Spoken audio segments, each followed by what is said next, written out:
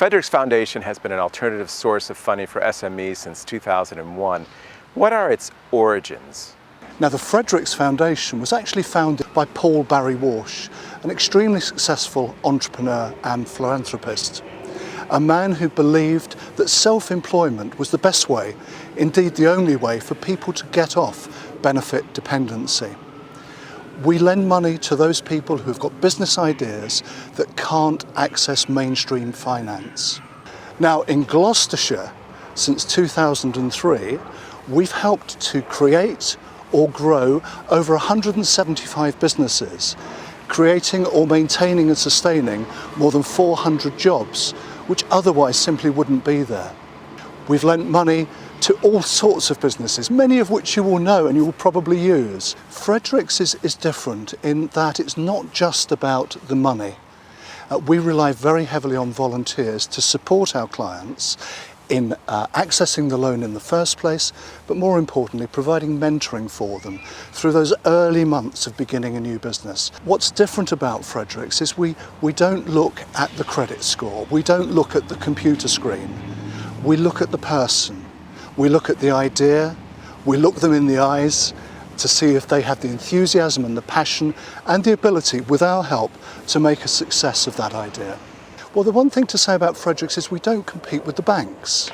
The banks simply cannot and do not provide this type of funding.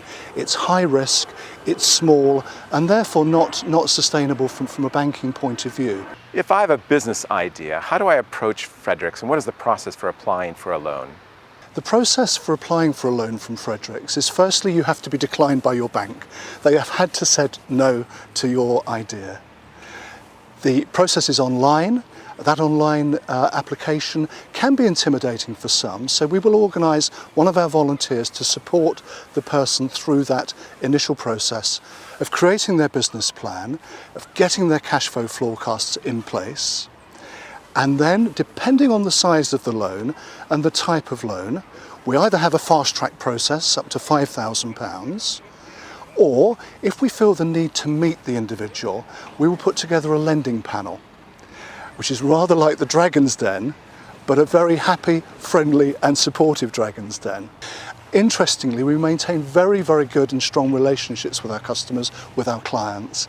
And when we talk to them, say a year or 2 years into their new business, they often say, I couldn't have done it without the money, obviously.